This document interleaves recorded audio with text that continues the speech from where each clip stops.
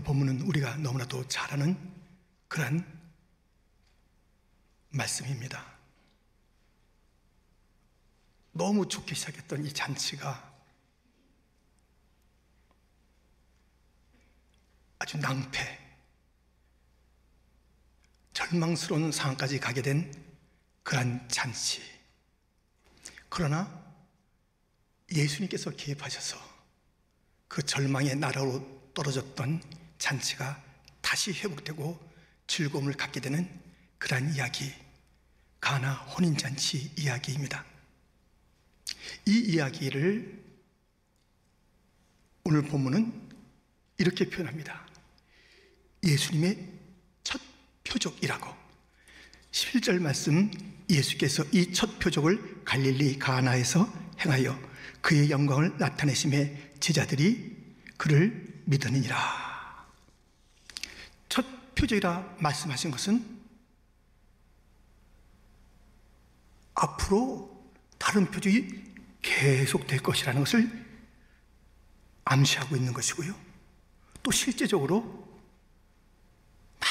많은 표적들이 계속 예수님이 가시는 곳에 있었습니다.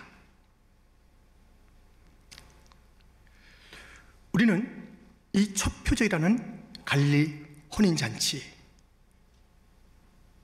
그 장면을 오늘 설교의 첫 번째 주제로 함께 생각해 보고자 합니다. 첫 번째, 첫 표적입니다.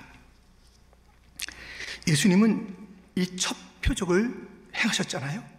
근데 그 전에 아주 중요한 가르침을 주십니다. 이 혼인 잔치에 예수님 어머니도 오셨고 예수님 그리고 그의 제자들도 초대를 받았습니다. 그런데 포도주가 떨어진 것이에요. 예수님의 어머니가 예수님에게 포도주가 떨어졌다고 해요. 이거 좀 어려운 상황이지만 예수님에게는 아무 일도 아니에요.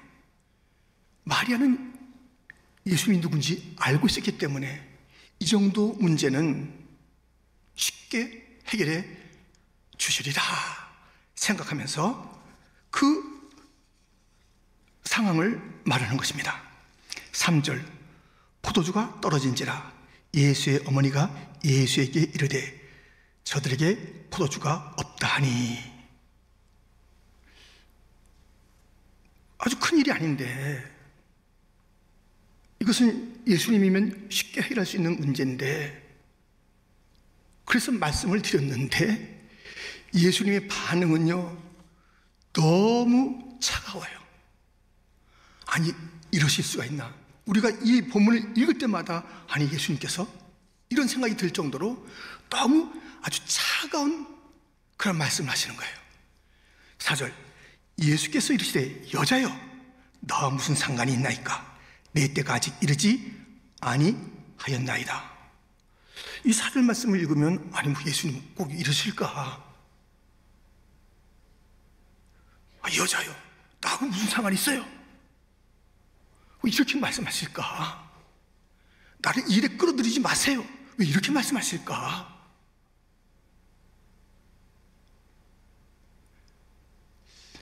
지금 그 예수님께서는 이 현실적인 어려움 아시죠? 그러나 이 현실에 예수님은 모든 시선을 집중한 게 아니십니다. 사람들은 현실의 문제에 집중하잖아요. 이것이 해결 안 되면 큰일 나는 것처럼, 이것이 있으면 다 모든 것이 잘 되는 것처럼, 오늘 현실에 닥친 그 문제에 거기에 온통 우리는 관심을 갖고 시간을 보냅니다. 예수님께서 이 현실에 어려움이 있는 이 문제를 어떻게 보고 계시냐면 미래를 바라보시는 거예요. 현실의 문제가 있는데 미래에 대한 이야기를 하시는 거예요. 내 때가 아직 이르지 아니하였습니다. 예수님께서 내 때라 말씀하실 때는 구속사적인 중요한 사건, 곧 예수님의 죽으심과 부활에 대한 이야기를 말씀하실 때 내 때다. 하시는 거예요. 예수님은 현실 문제에서 미래를 바라보시고 마찬가지로 현실의 문제에 어려움을 겪고 있는 자들에게 미래를 먼저 생각해라. 나의 시간표를 먼저 생각해라. 그래야 순서가 되는 거야. 지금 이 문제가 딱 막 풀려 하면은 그게 잘 풀려지는 게 아니야. 내 시간표를 생각해. 그렇게 가르쳐 주신 것입니다. 우리는 여러 가지 어려운 일들을 당합니다. 매일매일 당하죠. 그런데 우리도 마리아처럼 이 현실의 문제에 대해서 다급해하기도 하고 속상해하기도 하고 해결하려고 하기도 하고 등등의 태도를 보이는 것 아닙니까? 근데 주님께서는 오늘의 문제가 아무리 긴박하다 할지라도 영원한 시간, 구속사 시간을 먼저 생각하라. 그러면 일이 풀린다. 예수님 그때 말씀하시는 것은 예수님의 십자가 부활, 그런 구속사의 중요한 사건입니다. 오늘의 우리에게는 예수님의 죽음, 십자가, 부활은 있었습니다. 이제 중요한 시간이 무엇이냐면 예수님의 재림이에요. 예수님의 재림을 생각하면서 우리는 현실의 문제를 바라봐야 되는 것이에요. 아니, 현실의 문제가 해결될 수도 있고 안 될 수도 있어요. 해결되면 좋을 수도 있고 또 해결되는 것이 꼭 좋은 것만이 아닐 수가 있어요. 그것이 해결됨으로 더 큰 수렁에 빠질 그 일들이 우리는 알지 못하지만 얼마나 많은지 몰라요. 그러나 분명한 것은 예수님 다시 오시는 것, 이것은 소망입니다. 예수님 다시 오시는 것, 이것은 확실한 것입니다. 예수님의 시간표, 재림에 대한 소망, 이것이 우리의 진정한 소망이지 오늘의 이 문제 해결하는 것이 우리의 가장 큰 기쁨이요 소망이라 말할 수 있는 것이 아닙니다. 이렇게 우리 예수님께서는 오늘의 문제에서 미래를 생각하는 그러한 가르침을 먼저 주신 것입니다. 그리고 우리 주님은 사랑과 긍휼이 많으시기 때문에 그것을 먼저 일깨워 놓으시고, 더 중요한 것은 미래에 나의 시간, 구속사야 라는 것을 일깨워 주시고, 현실적인 문제, 포도주가 떨어진 그 문제를 물로 포도주를 변화시켜 주셔서 그 잔치에 기쁨이 다시 흐르게 해 주셨습니다. 이것이 첫 표적이라고 말씀하신 것은 또 다른 표적, 또 다른 표적, 또 다른 표적이 있다는 것입니다. 있었습니다. 성경 전체에 예수님께서 보이신 표적이 얼마나 많습니까? 지금 이것은 집안에서의 일이었습니다. 집안에서 보이신 표적입니다. 길거리에서도 주님께서 표적, 기적을 나타내셨습니다. 길가에서 앞은 보이지도 않고 구걸하며 생활하는 바디메오, 그에게 주님께서는 놀라운 이적을 베풀어 주셨습니다. 마가복음 10장 51절 52절 예수께서 말씀하여 이르시되 네게 무엇을 하여 주기를 원하느냐? 매긴이 이르되 선생님이여 보기를 원하나이다. 예수께서 이르시되 가라, 네 믿음이 너를 구원하였느니라 하시니 그가 곧 보게 되어 예수를 길에서 따르니라. 길에서 소망이 없던 자가 치유받고 예수를 바로 바라보고 따라가는 그 변화 역사가 있게 되었습니다. 길에서뿐만이 아닙니다. 무덤에서도 문제 해결해 주셨습니다. 죽음을 생명으로 바꾸어 주셨습니다. 나사로의 이야기 아시지 않습니까? 요한복음 11장 43절 44절 이 말씀하시고 큰 소리로 나사로야 나오라 부르시니 죽은 자가 수족을 배로 동인 채로 나오는데 그 얼굴은 수건에 쌓였더라. 예수께서 이르시되 풀어놓아 다니게 하라 하시니라. 죽음을 생명으로 바꾸시는 그 주님의 놀라운 이적 표적. 무덤에서만 아닙니다. 풍랑인 바다에서도 주님께서는 표적을 보이셨습니다. 마태복음 8장 26절, 예수께서 이르시되 어찌하여 무서워하느냐, 믿음이 작은 자들아 하시고 곧 일어나사 바람과 바다를 꾸짖으시니 아주 잔잔하게 되거늘. 27절, 그 사람들이 놀랍게 여겨 이르되 이가 어떠한 사람에게 바람과 바다도 순종하는가 하더라. 예수님께서 첫 표적 이후에 계속 표적을 이어가십니다. 수많은 사람에게 수많은 표적을 보이십니다. 첫 표적이라 말씀하시면 계속 표적을 펼치겠다는 그 뜻입니다. 수많은 자들이 성경에서 예수님의 표적을 맛보았고, 교회 역사에 수많은 표적을 수많은 자들이 누리게 되었습니다. 우리도 누리고 싶습니다.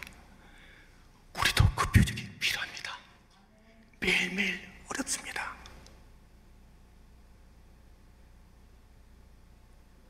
우리는 아무것도 할 수 없는 무능한 존재입니다. 그러나 우리 주님은 불가능이 없으신 분이십니다. 그 주님에게 표적을 구하는 거예요. 주님, 우리에게도 계속되는 그 표적을 주시면 안 되나요? 나도 그 표적을 맛보면 안 되나요? 우리 가정에 그 표적이 임하면 안 되나요? 이 절망스러운 질병에서 주님의 표적을 누리고 그 기적을 통하여서 뛰고 달면 안 되나요? 주님, 우리에게도 표적이 필요합니다.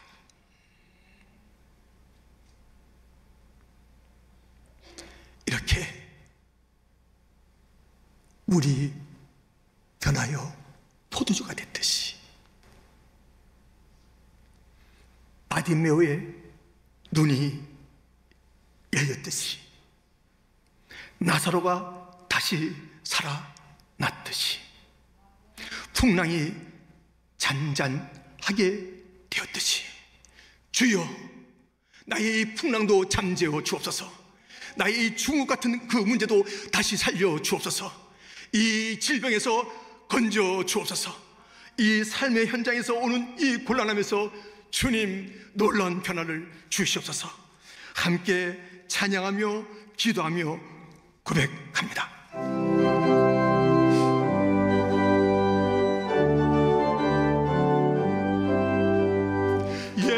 예수님이 말씀하시니 물이 변하여 포도주 됐네. 예수님이 말씀하시니 물이 변하여 포도주 됐네. 예수님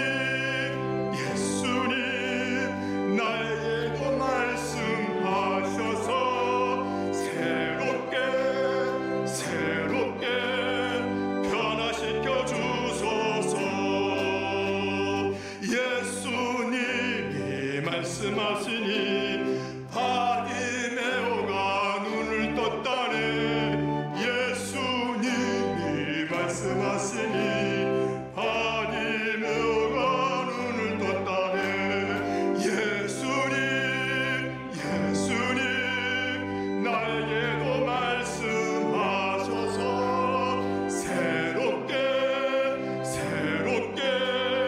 변화시켜 주소서. 예수님이 말씀하시니 죽은 나사로가 살아났다네. 예수님이 말씀하시니 죽은 나사로가 살아났다네. 예수님 나에게도 말씀하셔서 새롭게 변화시켜 주소서. 예수님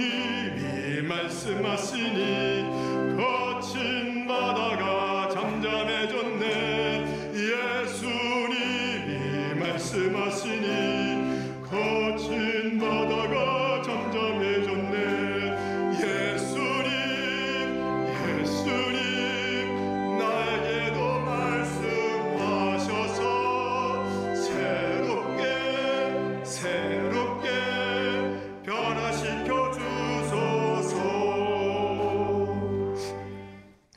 우리 주님께서 말씀하신 대로 우리가 어려움이 있을 때는 우리의 진정한 소망은 오늘의 이 어려움이 해결되는 것, 또 안 되는 것, 거기에 대해 모든 게 달린 게 아니다. 내가 달려있는 가장 중요한 사건은 예수님이 다시 오시는 것이다. 말 안 하다 우리 주님 다시 오시는 그것이다. 그 영원한 소망을 붙잡고요, 오늘의 이 문제 힘드니까 기도해야지요. 우리 주님 사랑이 많으신데 기도하면 되잖아요. 주님, 나에게도 그 표적을 보여주세요. 왜 나는 건너뛰려고 그러세요? 저 표적이 있고 계속 표적이 있는 건데 다 아는데 예수님 왜 우리 가족에는 표적 안 주세요? 예수님 나에게는 왜 표적 안 주세요? 우리가 간구하고 기도하면 주님은 외면하지 않습니다. 우리 주님은 사랑의 주님이십니다. 우리 주님 오늘 본문에 아주 냉정한 것 같지만 얼마나 우리 주님이 섬세하시고 풍성하시고 모든 게 흘러넘치시는 그런 일들을 주시는지 우리에게도 그렇게 하십니다. 우리에게도 그렇게 하십니다. 우리가 가진 건 물 같은 건건한 것이지만 아주 만난 것으로 바꿔주십니다. 질병에서 고쳐주십니다. 죽음 같은 거 다시 살려 합니다. 풍랑 때문에 너무 두렵습니다. 그렇지만 주님께서 잠잠하게 해주십니다. 성도 여러분, 이 첫 표적이란 단어에 소망이 있습니다. 나에게도 그 표적이 이룰 수 있다는 소망이 있는 단어인 것입니다. 우리 무능하고 우리 연약하고 우리 미련하지만 구할 수는 있잖아요. 주님, 나에게도 그런 은혜를 주시옵소서. 우리 가정에도 우리 교회에도 지금 이 땅에도 주님의 놀라우신 표적을 보여주옵소서. 기도하고 또 간구하면 우리 주님 역사하십니다. 첫 표적을 멋지게 이루셨던 주님은 다음 표적 어느 하나 소홀하지 않게 표적을 보여주시니 나에게도 그 놀라운 표적을 주실 줄 믿고 구하고 또 구하는 성도들이 되시기를 주님의 이름으로 축원드립니다. 이제 오늘 본문은요, 이렇게 첫 표적에 대한 표현이 있고 그 내용을 일러주었습니다. 그런데 오늘 본문이 그것으로 끝나는 것이 아니라 그 첫 표적 그 후에 이야기가 있습니다. 두 번째로 살펴볼 것은 그 후에입니다. 12절 상반절은 이렇게 되어 있습니다. 그 후에 예수께서 그 어머니와 형제들과 제자들과 함께 가버나움으로 내려가셨으나, 그 후에 첫 표적이 있었던 갈릴리 가나에서 그 후에 예수님께서 어머니, 형제들, 제자들과 함께 가버나움으로 함께 가셨다는, 함께. 이 가버나움은 예수님의 제2의 고향과 다름이 없습니다. 나사렛에서 자라시고 가버나움에서 사역의 근거지를 삼았던 그런 장소입니다. 거기에 함께 가신 거예요. 이 함께라는 것이 너무 중요합니다.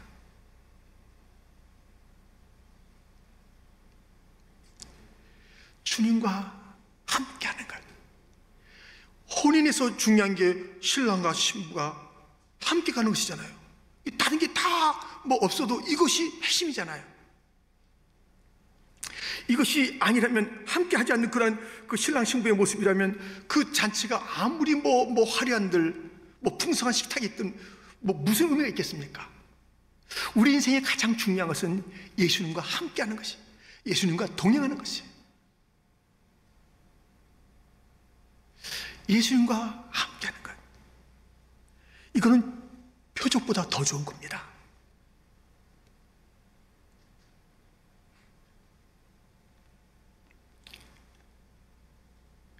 표적을 기도했는데 사실 우리가 구하는 그 모든 주님이여 이것을 이렇게 좀 도와주시고요, 이렇게 좀 살려주시고요, 이렇게 좀 해결해 주시고요, 주님의 능력을 좀 보여주세요, 우리가 숱하게 기도했습니다. 근데 그것이 100% 그렇게는 안 돼요. 왜냐하면 주님의 능력이 모자라서 갑니다. 우리의 그 구하는 것이 잘못된 구함일 수 있고요, 그 구함이 좀 더 깊이 주님을 만나는 자리로 이끄시기 위한 그런 주님의 시간표일 수도 있고요, 그것이 필요 없는데 엉뚱한 거 구하네, 지금 다른 것이 지금 철철 넘치고 있는데 여러 가지 이유가 있어서 그 표적이 100% 우리에게 이루어지지 않습니다. 섭섭해하지 마세요. 신앙 흔들리지 마세요. 그러나 중요한 것은 함께. 표적은 늘 없어도 사실 돼요. 함께가 없으면 안 됩니다. 오늘 본문 12절 하반절에 거기에 여러 날 계시지는 아니하시니라. 함께하는 그 시간이 길지는 않았어요. 뭐 이때 상황이 있었겠죠. 그러나 전체에 보면은 예수님의 그 모든 그 걸음걸음에 끝까지 함께하지는 않았어요. 제자들도 내뺐고, 뭐 형제들은 비난했고, 마리아도 마찬가지고. 이 함께하는 그 단어, 동행, 주님의 임재, 이것이 있었던 분명한 그 표현이 있습니다만은 이것이 그렇게 오래되지 않습니다. 주님과 함께하는 주님의 임재 가운데 주님과 동행하는데 이것이 계속되지 못하는 이유가 있습니다. 그것은 우리의 무관심. 난 표적이나 있으면 좋겠어. 나는 이 임재, 동행, 이게 너무 귀찮고, 이게 뭐 그닥 그렇게 나에게는 뭐 좋은 게 아니야. 얼마나 귀찮겠을까. 이런저런 이유로 주님과의 동행, 주님과의 함께함을 멀리하는 자들이 있습니다. 다른 것에 너무 분주해서 이 주님과의 함께함을 놓칠 수가 있습니다. 어떤 건 착각하는 거예요. 내가 주님과 함께하는 줄 알고 있는데 요셉과 마리아가 예수님과 동행하는 줄 알았는데 동행하지 않았잖아요. 착각이에요, 착각. 우리는 주님과 내가 동행하는지 아니면 엉뚱한 것과 동행하라고 주님과의 거리는 점점 멀어지고 있는 것은 아닌지, 정말 중요한 것은 이 함께입니다. 아까 우리 헌금성에서도 그렇게 우리가 받지 않습니까? 나의 가장 큰 소망, 나의 가장 큰 은혜, 주님과 함께 동행합니다.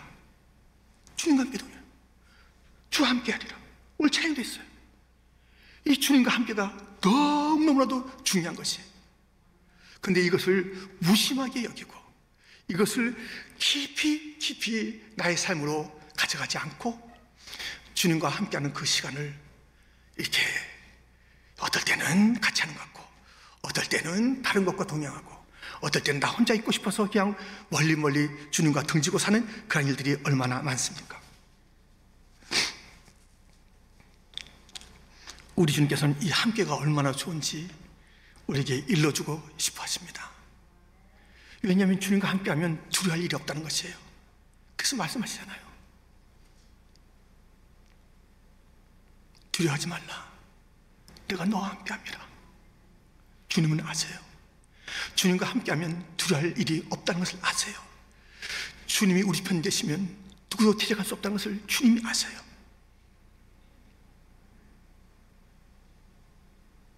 그렇기 때문에 내가 너와 함께한다. 두려워하지 말아라. 이렇게 늘 말씀하시는 거예요. 여러분, 우리가 이 세상 살아갈 때 얼마나 많은 것에 의해서 두려움을 얼마나 많은 것에 의해서 걱정과 근심을, 얼마나 많은 것에 의해서 흔들리는 삶을 삽니까? 그러나 그것을 넉넉히 이기는 그 삶의 비결은 주님과 함께하는 것입니다. 그 후에 그리스도 예수와 함께한 그러한 그 귀한 시간이 있었습니다. 그 후에 주님과 함께하는 것이 일시적인 것이 아니라 우리 생애 전체에 계속돼야 될 것 아니겠습니까? 에녹은 365 그 횟수를 이 땅에서 지냈습니다.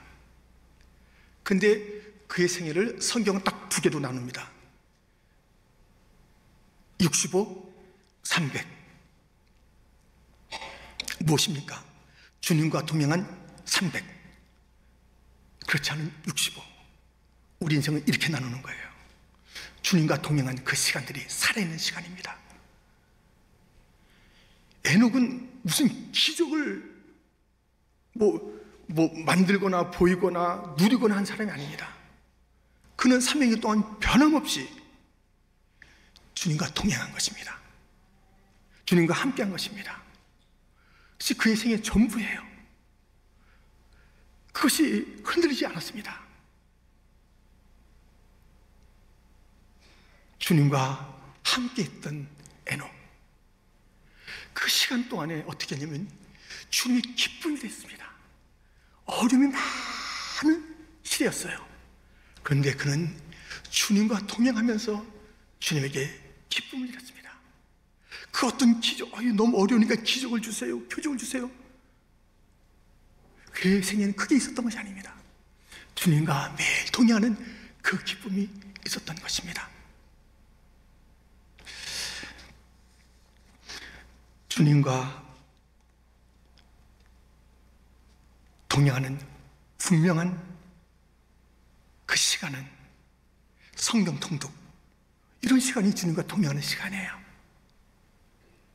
함께 우리가 쫙 성경을 통독해 나갈 때, 말씀과 함께 할 때 그것이 주님과 동행하는 것이고 함께하는 것입니다. 이러한 예배의 자리, 주님과 동행하는 자리입니다. 우리는 이런 시간들로 우리의 생애를 채워가야 되는 거예요. 기도하면서, 찬양하면서, 예배드리면서, 말씀을 우리가 함께 묵상하고 읽고, 이런 일들이 우리 가운데 있어야 하는 것입니다. 여러분은 누가 가장 부러우세요? 돈 많은 사람, 큰 차, 큰 집 소유한 사람, 높은 지위에 있는 사람, 재능이 많은 사람, 건강한 사람, 잘난 사람, 누가 부러우세요? 우리가 진정으로 부러워할 사람이 있습니다. 주님과 동행하는 사람입니다. 주님과 함께하는 사람입니다. 그가 가난하든 그가 어떤 곳에 살든 그것은 문제가 되지 않습니다. 주님과 동행하는 것이 가장 탁월한 삶입니다. 그러한 삶을 부러워하시고 그러한 삶을 내가 살아야 합니다.